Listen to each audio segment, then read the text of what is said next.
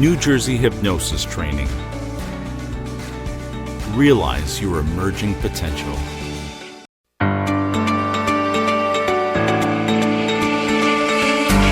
Everyone has something in their life that can be a stressor, but some people deal with their situations in more positive ways in order to take control.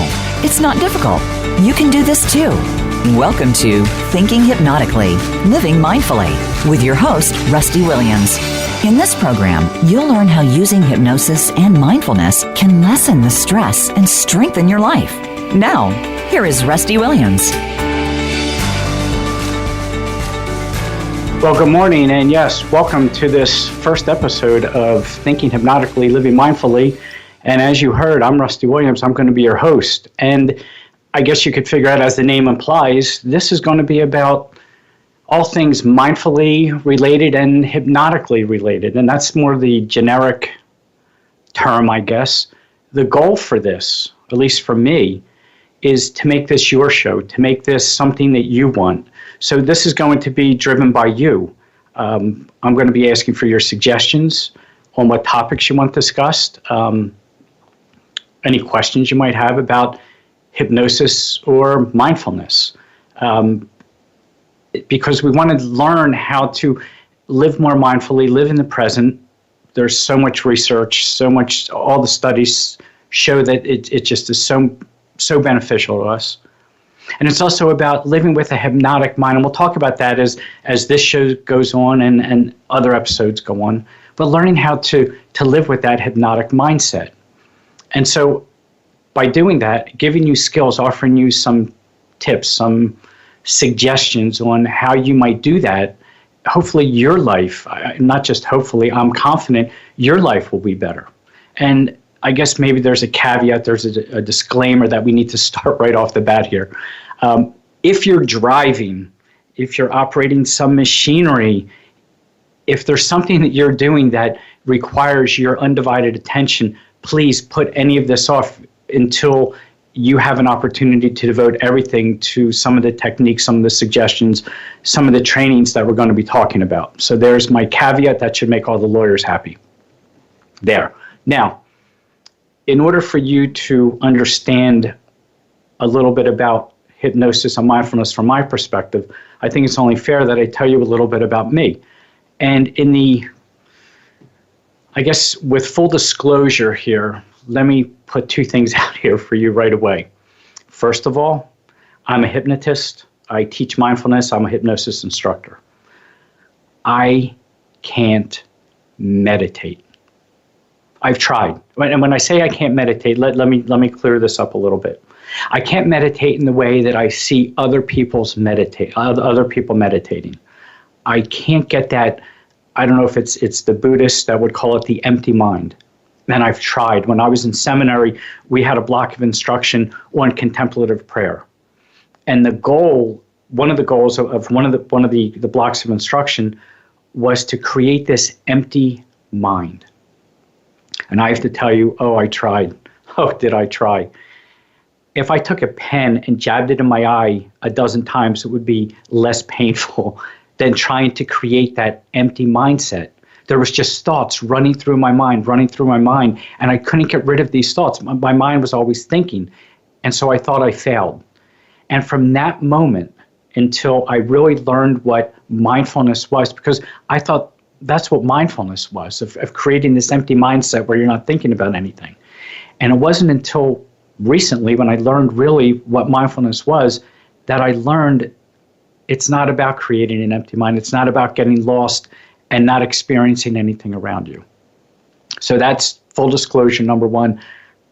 If by the way, if you know how to meditate, if you have some suggestions that would help me create that empty mind, I would love to hear from you. So that's disclosure number one. Full disclosure number two. If somebody told me 10 years ago that I would be here right now talking about mindfulness and hypnosis, I would have told them they were crazy. I'm going to talk a little bit about me and how I got to this point, but I'll jump forward real quick. I was a cop for 25 years. I retired as a detective. I want evidence. And for so long, I thought this mindfulness and hypnosis and meditation, it was that stuff where you sit with your legs crossed and you put your palms up in the air. And I thought it was that frou-frou, well, there was another word that began with F. I thought it was frou-frou stuff, and I thought there's no way I'm ever going to be involved in that. And then life happened. And that's what I want to talk about, at least with this episode, is share with you how I got to where I am today. And maybe in sharing my story, maybe you can nod your head or think of, if it didn't happen to you, if you didn't experience this, maybe there's someone in your life who did. Maybe there's someone in your life who you can identify with who experienced something similar. And maybe that can help you get to a place of thinking, yeah, maybe if he can do it, if this guy Rusty Williams can do it, then I can certainly do it. So whenever I give a talk, and I've been blessed with the ability to travel around the country and give talks in various careers that I've had, presentations, workshops, trainings. I've had international audiences. And whenever I start a talk, I always tell people that they have a right to know who's standing up there talking to them. They have a right to know a little bit about that person. And so as I stand here today, I believe that you have that right to know a little bit about me. And if you have that right, then I have an obligation to share a little bit about me so you know who it is that's on the other end of whatever you're listening to, whether it's earphones, headphones, whatever it is, so that you know a little bit about that person. And that'll help you come to a place of understanding of either accepting everything I say, some of the things I say, or maybe discounting them, and that's totally up to you. I certainly hope that you accept them because there's no reason to try to pull anything out of your eyes. I live my life, I have a Facebook page with a following of a couple thousand people, and I put everything out there. I open myself up to the world, and it's helped me heal with a lot of things that I've experienced in life. So with all that being said, here goes. I'm going to work backwards from today, go backwards a little bit, and then I'll come forward from my past with a little more detail, a little more content. So here I am, the host of Thinking Hypnotically, Living Mindfully. I'm a hypnotist. I am a certified medical hypnotist. I teach mindfulness. I'm a hypnosis instructor. I train other people to become hypnotists. I speak, like I said, at different conferences, conventions, trainings.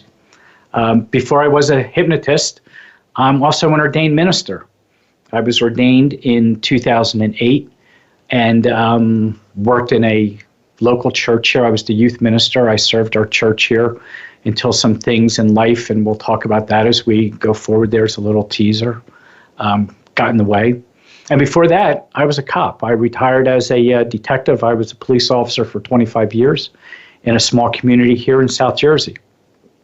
Before I was a police officer, I was a paramedic for 5 years in what at that time was both the poorest and the most violent city in America in the early 1980s. And before that, I was in high school, and then we can go all the way back, but there's no reason to except for this. So now I'm going to go forward.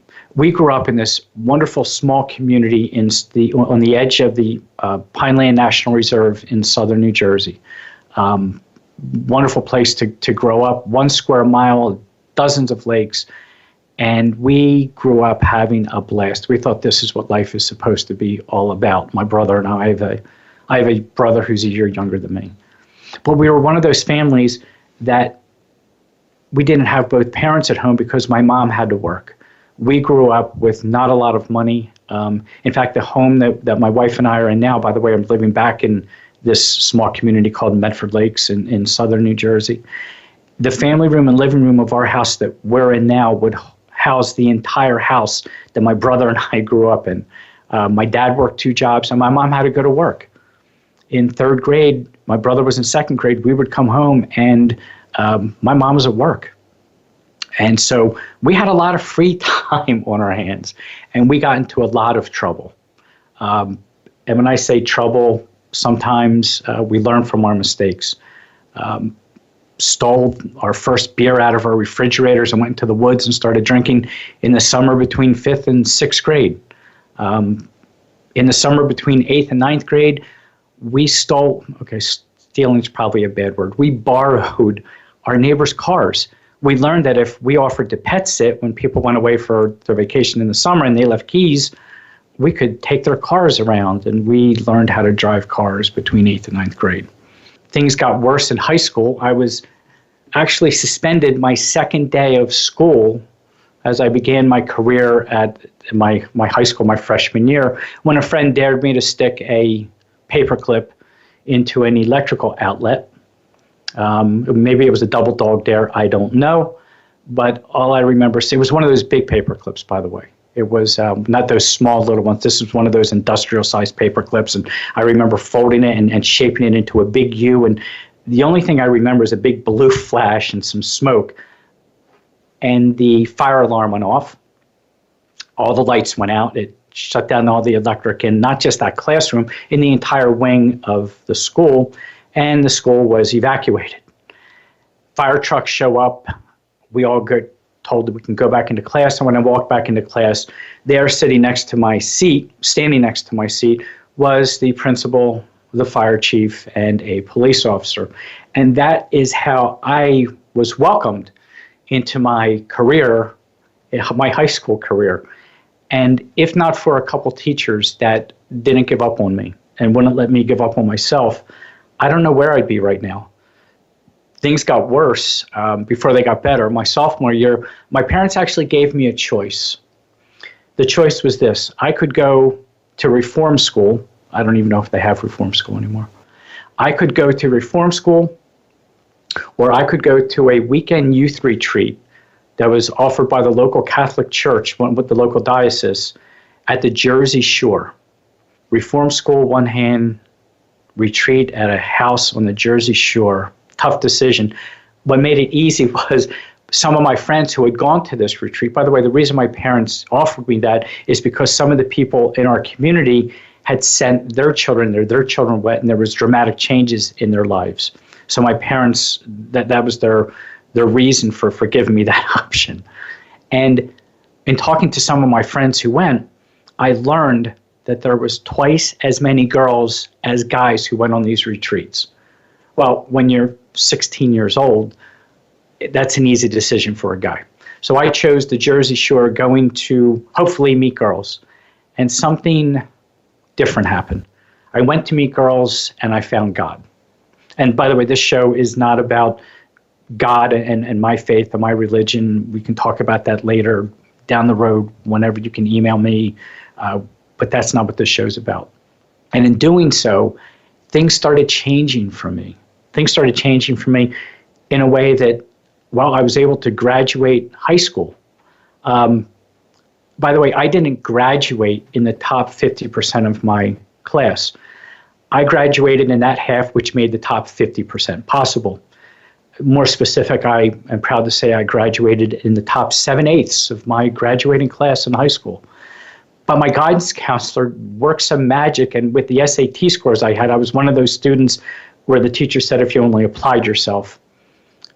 I was one of those kids who just went to school to have fun. My guidance counselor got me accepted into Rutgers University somehow.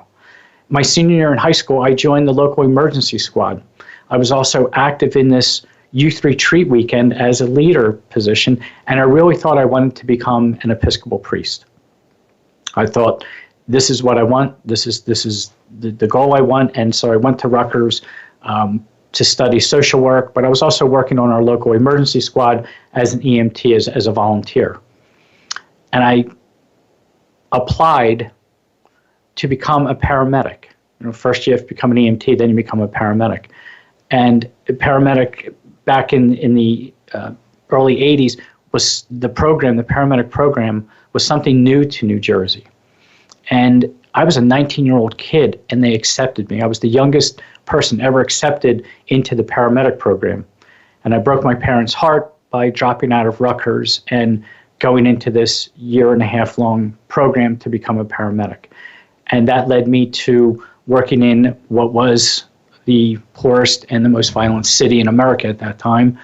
And then I became a police officer for 25 years, like I said.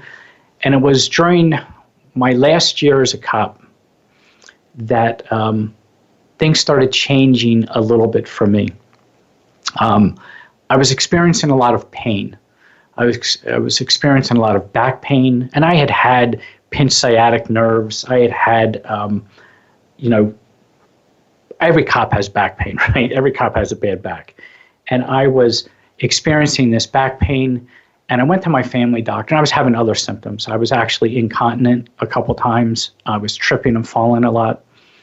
And I went to my doctor, and I said, Doc, can you write me a referral so I can go to a chiropractor, get this straightened out again? And he said, you know what, Rusty, I'll write you a referral. Just do me a favor. I don't like your symptoms.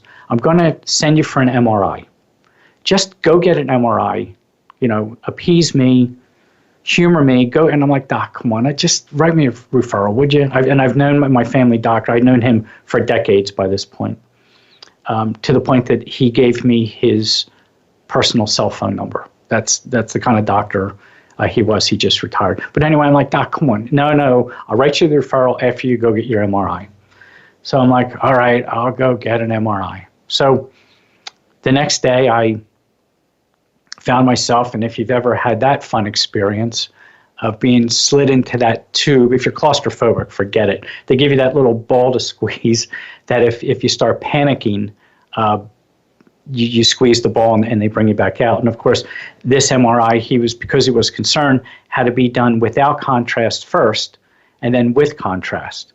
So I was slid into the machine for what seemed like forever, and you're just surrounded in that noise, that vroom, vroom, vroom, vroom.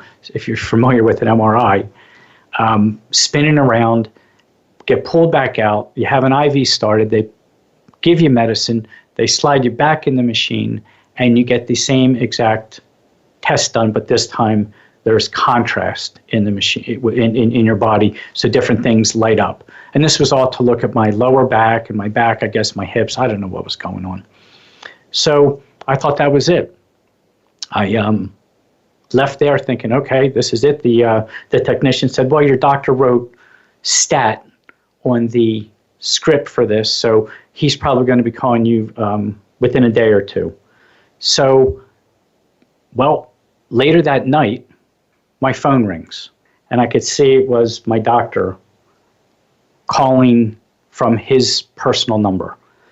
And when we come back on the other side of this break, I'm going to talk to you about, and I'll share with you what my doctor said and how that diagnosis of what was discovered by that MRI had changed my life and has brought me to this point. And we'll do that as soon as we come back in just a moment.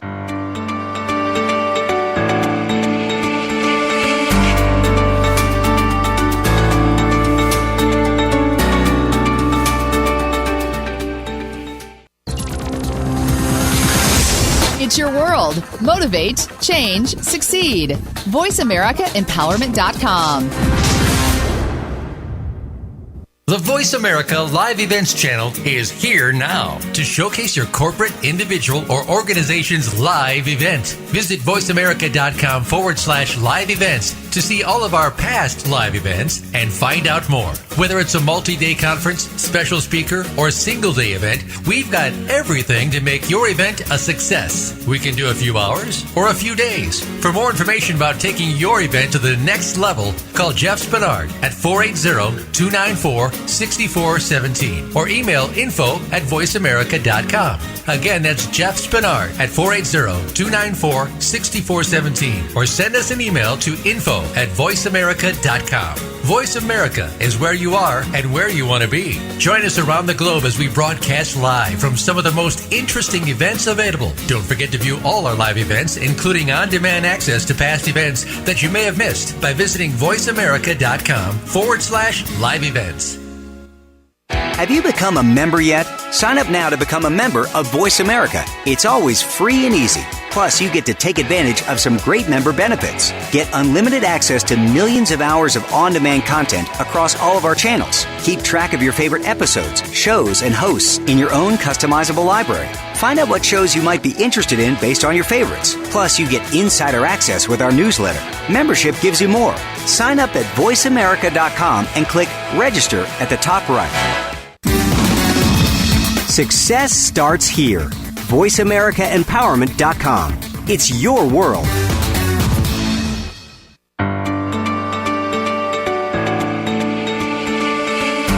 You're listening to Thinking Hypnotically, Living Mindfully. To reach the program today, you're welcome to call in to 1-888-346-9141. That's 1-888-346-9141. If you'd rather send Rusty an email, his email address is 13.rwilliams@gmail.com. Now back to Thinking Hypnotically, Living Mindfully.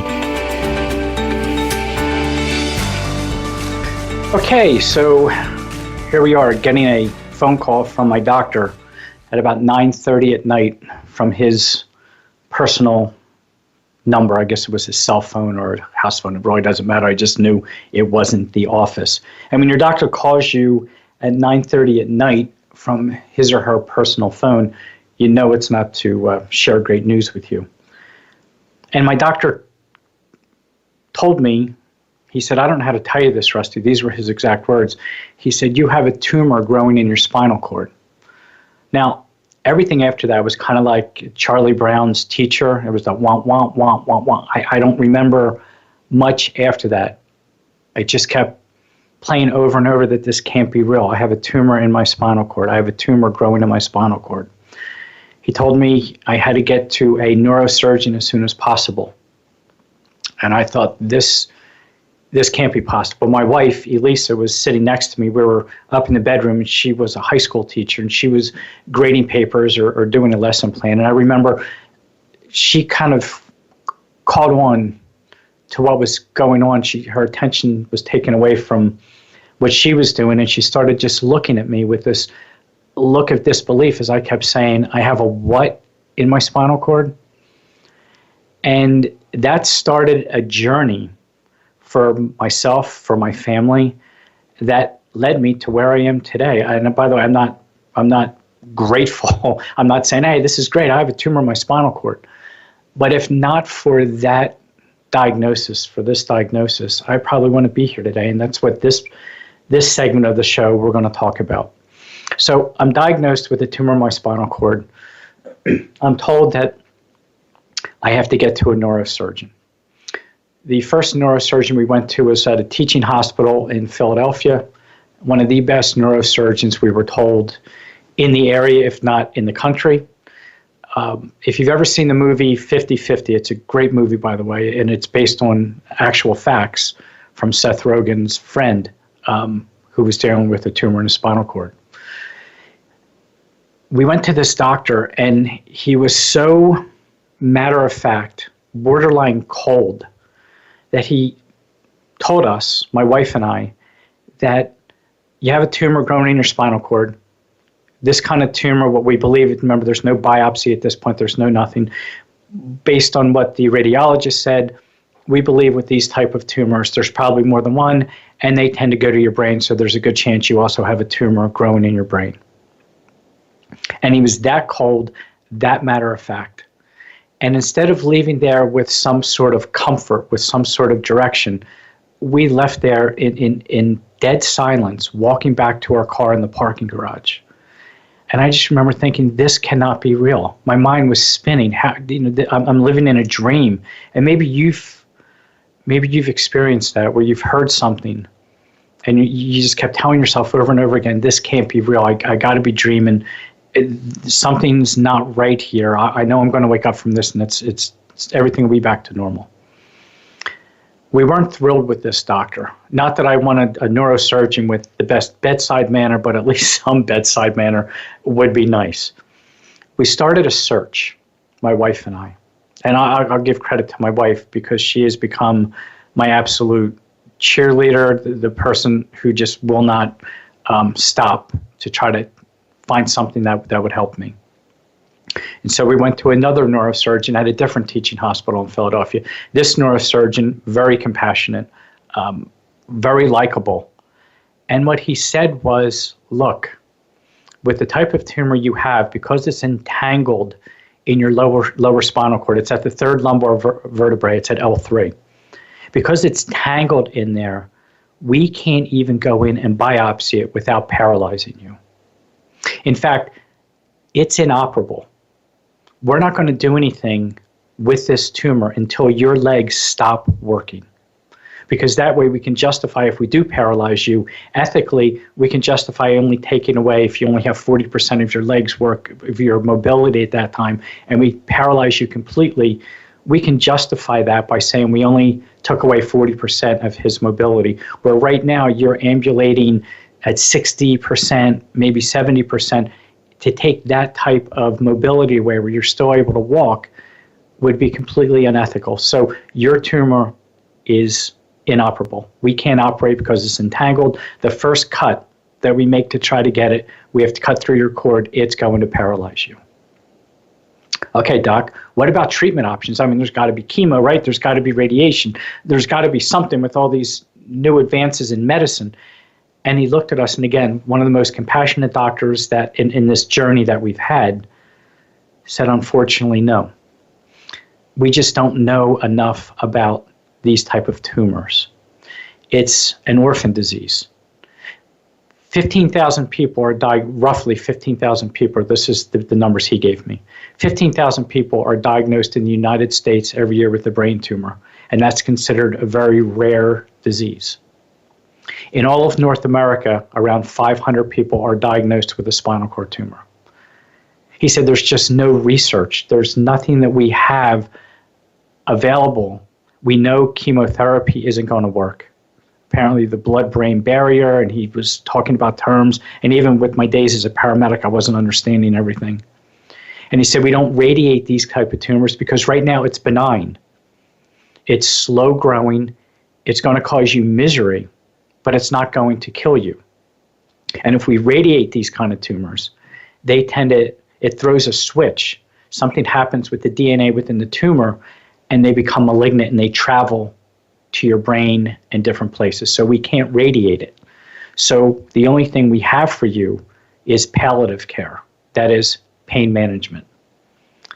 So we took his advice, and he said, we'll be touching base every 6 months to see how the progress goes, but I want you to go see a pain management doctor. Well, again, my wife, who wasn't going to stand by and watch me in pain, started researching, and we went around the country. We went to the best neuro hospitals, the best cancer hospitals all over the country. If we didn't go, my MRIs went, they were sent. Every neurosurgeon in the country said the same thing. Your tumor, unfortunately, is inoperable and untreatable, and we recommend pain management and palliative care. We're very sorry. And it was like getting another punch in the gut. Maybe even lower. If you're a guy, you can appreciate this. That's what it felt like. At least if people have tumors, they get treated, they get operated on, they get something, and then they have a chance to feel better. And that wasn't the case with this. So we started a journey towards different types of palliative care. I started seeing a pain doctor. My pain doctor is phenomenal. He's the one I credit with keeping me upright because he is an interventional pain doctor. It's not just all pain meds. I have a spinal cord stimulator implanted in me and that is a little device about the size of a pacemaker that's implanted just above the right side of my butt. And it has leads that go up and parallel my spinal cord, and it stimulates my spinal cord. If you've ever had a TENS unit to stimulate muscles, it's kind of like an internal TENS unit. And that kind of tricks my brain into feeling something other than pain. I also have an intrathecal pain pump implanted in me. And that's a pump that sends medicine into the fluid that surrounds my spinal cord. So that's implanted in me. But I was also trying other things. So in addition to that, we had tried acupuncture. I slept on mats of magnets. Not very comfortable, by the way. I was told that they would help. We tried every crazy imaginable option, every treatment option, every alternative thing we could think of. I tried this process where blood is drawn out of my vein. It goes into a machine. It's spun mixed with oxygen and something else, and then it goes back into my vein, and that was supposed to help with pain. Of course, none of this is covered by insurance. And when I had to retire, I should say that when I got diagnosed, let me back up. When I was diagnosed and my doctor called me that night, and I was my last year as a police officer. After I was diagnosed, the next day I went to work and I had to tell my boss what it was. That was the last day that I ever wore the uniform again. I'm fortunate that I had enough sick time, comp time, vacation time, personal days. I had enough of those stored up and saved that I was able to retire with a full pension. But when I did, I went from the best insurance plan that the state of New Jersey offered to Medicare. Because I'm disabled, I have to be on Medicare. So my insurance was slashed. And the bills became exponentially greater than the income. My wife had to retire to take care of me, to be my caregiver. So that income was slashed. So as our income was slashed, the bills were going through the roof. This became so bad, and I'm not looking for sympathy, and I don't say this for any other reason. Again, full disclosure, we lost everything. So there was this guilt that I was living with. We had lost everything. We lost our home. We had to declare bankruptcy. The money coming in wasn't coming close to paying the bills. The intrathecal pain pump that I mentioned earlier that's implanted in me was $96,000. Medicare covers 80% of that. The spinal cord stimulator that I mentioned earlier that's implanted in me was $48,000. Medicare covers 80% of that. So you don't have to be a math major to figure out what was happening in our lives. This led to more feelings of what is going on with life. I mean, you've got to be kidding me.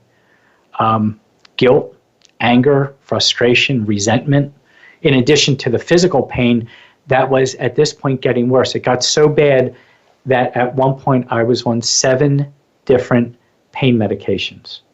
7 different pain medications by 3 different doctors. I had my pain doctor who had me on different medications for nerve pain, and then the true pain medication, narcotic pain medication. There was pain medications in the pain pump that I mentioned, and then I was seeing a neurologist who was also putting me on medications that would make the pain medications I was on work better, if that makes sense. So at one point, I was on 7 different pain medications to try to control this pain. And things didn't seem to be getting any better. In fact, maybe you've done this.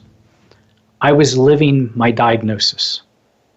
I was that person who everything revolved around my identity being someone who had this tumor in my spinal cord.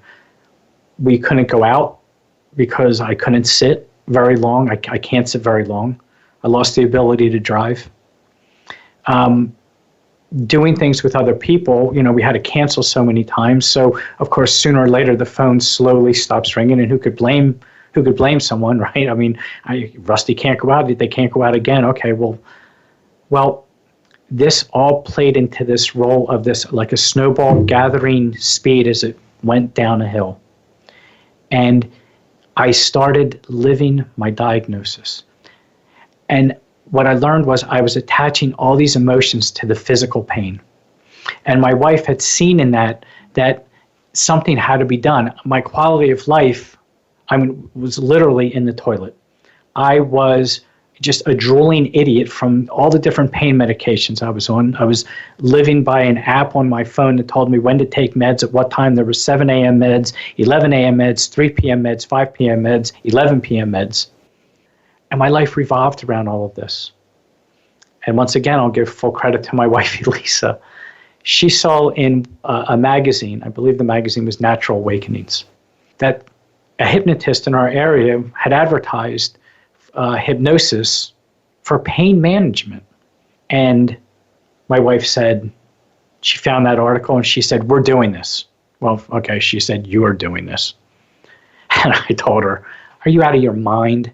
I mean, first of all, I was done in my mind. No more treatments, no more therapies, no more crazy anything. I just wanted to just forget about seeing doctors and seeing specialists and seeing all these crazy people who had ideas that if I just did this, I would feel better. And I've told her, no way. I mean, hey, right, guys? Every now and then a man has to put his foot down and say, no, I'm not doing it. Well, about a week later, I found myself in the hypnotist's office. And I learned something, by the way, that when I do what I'm told, I get along so much better with my wife.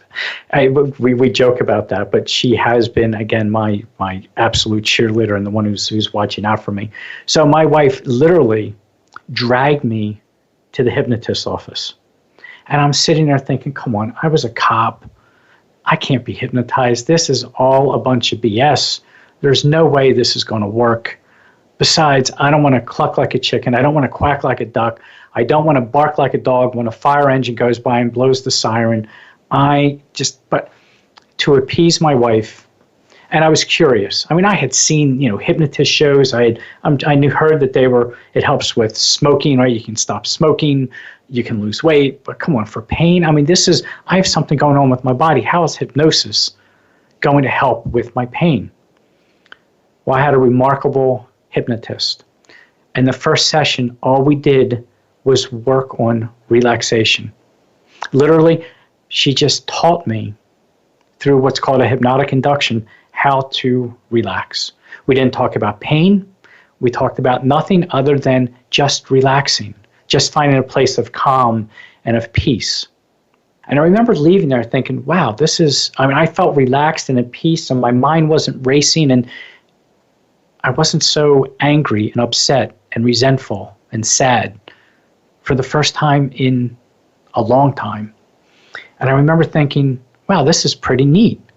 And we got home, and it was in the afternoon, and remember I told you I had that app that said what meds to take, and my wife was always checking, did you take your meds? And I remember my wife, Elisa, said, did you take your 5 o'clock meds? And I thought to myself, I didn't. I guess I should, but for the first time, I didn't feel, and I was still in pain. The pain was still there, but I wasn't suffering, and I didn't feel like I needed the meds. So when we come back, on the other side of this break, we're going to talk about how hypnosis, exactly what was said, what was done, and how I'm now I'm literally walking, living proof that hypnosis for pain, anxiety, stress, anger, all those things work. And we'll talk about that right after this message.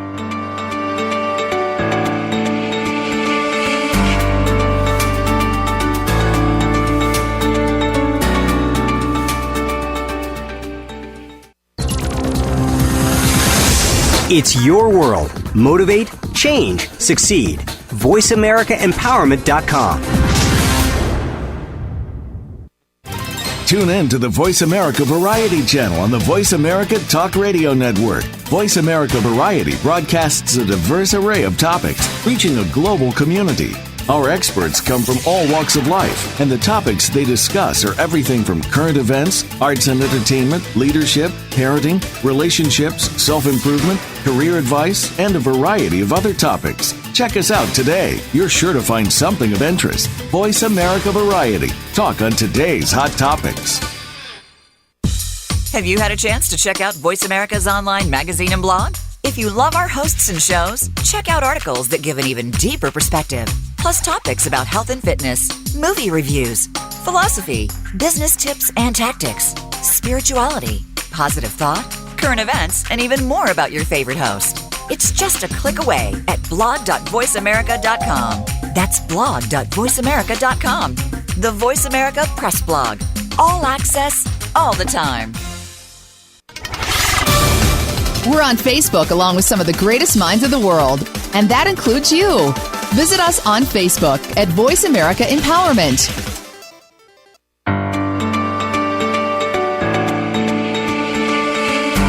You're listening to Thinking Hypnotically, Living Mindfully. To reach the program today, you're welcome to call in to 1-888-346-9141. That's 1-888-346-9141. If you'd rather send Rusty an email, his email address is 13.rwilliams@gmail.com. Now back to Thinking Hypnotically, Living Mindfully.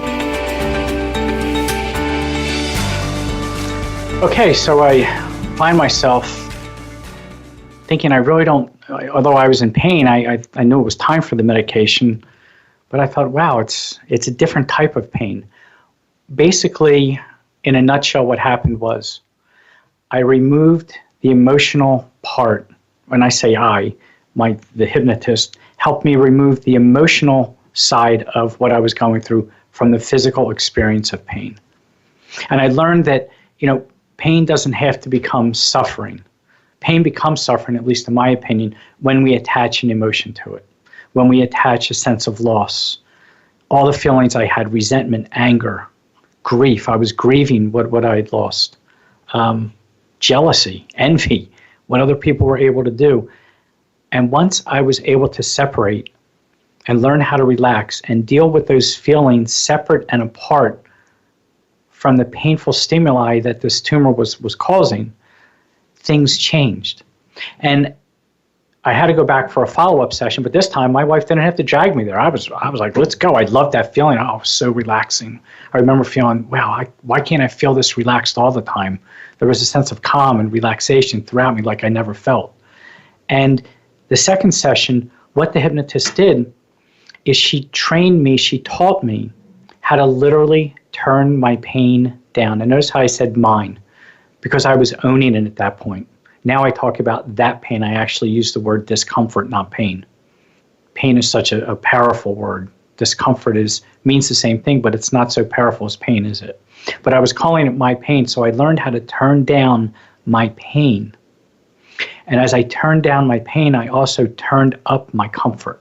So as that pain was turned down in my mind, as if a big dial, a big knob, a control lever was literally turning it down, turning it down, turning it down. My comfort level was getting higher and higher. My sense of relaxation and peace was going up. And I practiced and learned how to control those two knobs, levers, dials, switches, whatever they were in my mind. And that's how I was able to, after that second session, and by the way, this needs to be stated, with the okay and under the care of my doctors, I went from 7 different pain medications to 2. Making sure my doctors knew, and they were okay, and it was under their direction, by the way. But from 7 pain medications where I was no quality of life because I was just spaced out someplace, to 2 medications, one for the nerve pain, which I'm always going to have to take something for nerve pain, nerve discomfort. How's that? We'll go back to the discomfort word. And the true pain medication, I have a pill cutter. And if I'm having a horrible day, if I do something stupid, I lift something, I reach for something that I'm not supposed to, and it causes pain, I have a pill cutter, and I cut that pill in half. They're my medications. That's all I take. And I really thought, if my life can change this dramatically, and if my quality of life can come back in such a way where I have a relationship with my wife again. By the way, my wife and I were married just a year when I was diagnosed. My wife and I, we both had a prior marriage. We were both divorced once. And we had just married a year and a half when I was diagnosed. So we were literally going through this honeymoon period, and then boom, here comes this diagnosis. Everything changed. And I had a relationship with my wife again, with my 2 children, my 2 sons. I was able to be a dad again. Sure, I might not be able to go throw the football and take them out and do those kind of things, but I could be present in their lives and with them. And my quality of life changed so much that I thought, and I started researching, by the way. I started going on YouTube, and I was looking at how can hypnosis help. And of course, if you go to YouTube, you type in hypnosis, you get all the stage hypnosis stuff. And I found that interesting, and I still find that remarkably interesting. In fact, we just went to a hypnosis comedy show in our area just the other night. I had a blast with my 2 boys and my son's wife. We did nothing but laugh for 2 hours. But that's what you found. And so I started digging deeper. And what I found was hypnosis really does work. There was research, empirical evidence, peer-reviewed research by major universities that showed hypnosis helps for all kinds of things, not just pain. And I was telling my wife this, and I was thinking, man, this is so interesting. In that same magazine, that Natural Awakenings, that my wife found that first article about this hypnotist for pain control, That same hypnotist was now advertising, giving classes to teach people how to become hypnotists. She's a hypnosis instructor. And my wife said to me, you've been talking about this for a while now, close to a year. Why don't you go see Barb? Barb Angelo is the hypnotist who both hypnotized me and certified me, and I'm now honored to call my colleague. We now work together. We share an office. And she said, why don't you go see Barb? Take this class. You've been talking about this. Think of the people that you can help if it helped you. And I said, oh, come on, hon. I'm 50-some years old. I'm not going to start a new career. Are you kidding me? Well, once again, when I do what I'm told, there you go. So I went, took the course, and learned all the techniques, all the theory behind hypnosis, and I became a certified hypnotist. And Barb was so kind at the end of that class to ask me to be her colleague. There was another room available, and so I now work in the same room with a person who not only hypnotized me but certified me to become a hypnotist. And what a way to give back, I thought, to be able to work with her and she working with me, and we have a great working relationship together. But this started this journey of me reaching out, and we advertised, by the way, when I started my practice, I wanted to help people in pain, physical pain. Those people in physical pain, they're the people that I wanted to help. It helped me so much, and I know my brother's an auto mechanic. Mechanics, I think, have worse backs than cops. So many people with migraines and bad backs and necks and shoulders, and I thought I can really help them. So my wife and I started a ministry because we lost everything. When I got diagnosed, we understood the financial constraints of going to see someone who's considered an alternative care practitioner. And the idea, being an ordained minister, of telling someone, oh, that'll be $180, $190, who is going through cancer treatments and is not working or has lost their job because they're on disability. And I'm not knocking anyone who has a business model. It's just we wanted to do it as a ministry. And so we started a ministry where we offered hypnosis to people who are in pain. And the adage, if you want to make God laugh, tell him your plans. I would say 10% of my clients are pain clients. That is, people who come to me in physical pain. The other 90% are people in other types of pain, emotional pain, spiritual pain. These are people who are dealing with grief and anxiety and stress, who are dealing with different fears. There's also people who want to quit smoking, lose weight. But then there's also the other side of it, people who want to do better at things. I work with athletes, some professional athletes in our area. I work with student athletes. I work with students who want to do better academically. I work with business people who want to achieve more than they are, whatever their goals are for a quarter.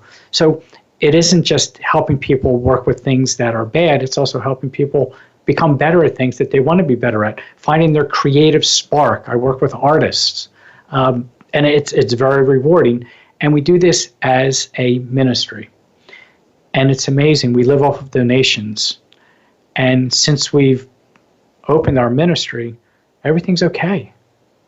You know, some people think we're crazy for not charging, but the donations that we do receive, they keep us going. They keep the lights on. They allow us to do things. They allow me to do things like this radio show, to help other people to go around and train other hypnotists. So that's my story of how I became this, what I thought I would never become. And that is someone calling me a hypnotist, especially someone certified as a medical hypnotist. I'm certified in hypnosis for pain control, emergency hypnosis for emergency situations, which is an interesting topic. And through all of this, I also learned the value of mindfulness. And I learned what mindfulness is and what mindfulness isn't. And mindfulness, really, in a nutshell, is just being present in this moment, whatever moment it is, and just experiencing whatever you're experiencing without attaching judgment to it, without saying this is bad, this is good. So it's not what I thought it was as far as trying to meditate and lose my mind and become completely blank. In fact, just the opposite. It's becoming aware. As I stand here right now speaking to you, I'm leaning on a table, and I'm feeling the way that table feels in the palm of my hands. I feel the way my one leg feels different than the other leg. I'm observing things around me. I'm fully present in that moment. And that's really what mindfulness is. And by practicing that, we can actually rewire our brains, and we can train ourselves to use the thinking part of our brain to respond to things, to react to things, instead of the emotional side. And so this show is going to be about offering techniques, suggestions, ideas about how we can live more mindfully. And by doing so, practicing mindfulness, by the way, doesn't have to take a lot of time. 30, 45 seconds, 2 or 3 times a day, the research has shown we can actually rewire our brains, become more present. Imagine being more present with our family when we come home from work. Imagine being more present with our loved ones, being more present in our jobs, being more present when we're out doing whatever we love doing without our mind thinking about something we should have done or something we have to do. So this show is going to be about the skills that we can develop. Very easy, very fun ways to learn that make our life, or our quality of life, even better. And this show is going to talk about, in the weeks to come, the ways that hypnosis, self-hypnosis, and mindfulness can positively impact so many different areas of our lives. From, well, think of the climate that we're in right now. I'm not talking just about the weather climate. I'm talking about, and it doesn't matter, this isn't a political show and I'm not going there. It doesn't matter what side of the aisle you're on. Everything going on in the world around us, when chaos sometimes seems to be the default setting when we turn on the news or open up Facebook news feed, just to be able to stop living in that feeling of anxiousness, of stress, of fear. That's what mindfulness and hypnosis can do. That's how powerful it can be. We can't change what's going on around us. Someone much wiser than me once said, I can't control the weather, but I can certainly control the atmosphere around me. And so this show is going to be talking about all the things that are beneficial when it comes to mindfulness and hypnosis. Next week, we're going to talk about, because it's all around us, we might as well start off running, stress and anxiety, and how hypnosis, how mindfulness can play a huge role in reducing the way we respond and react, the way we process, the way we feel about the things that make us anxious and cause us stress in life. But there's other things. We're going to talk about pain, whether it's physical pain or emotional pain or spiritual pain. We're going to talk about fears, how hypnosis and mindfulness can help us conquer our fears, can help bring us back to the present of what's really happening instead of what our mind is saying might happen. We're going to talk about the way we can help children, the way we can help ourselves feel better about our own lives, how we can get motivation, set goals, how we can learn creativity, how we can get better at different tasks in life. And sure, we'll maybe talk about getting rid of bad habits, whether it's smoking, whether it's the way we eat. Maybe we'll even talk about weight loss. But this is your show. I'm simply the host. So any suggestions you have, any thoughts you have on this, any questions you have, I'd love to hear from you so we can make this show your show. You can email me at 13.rwilliams@gmail.com, or you can go on Facebook, find NJ Hypnosis Training, send me a private message. That's what this show is about, learning the skills to help us feel better. And so as this show comes to a close, I just want to thank you for taking time out of your day to allow me into it. I don't take this lightly, and I'm honored to be able to do this. And I'm looking forward to the relationship that we'll develop in the weeks ahead, in the months ahead. And we're going to have fun learning the skills where we can learn how to be more mindful and live with that hypnotic mindset. We'll see you next week. Have a great day, everybody.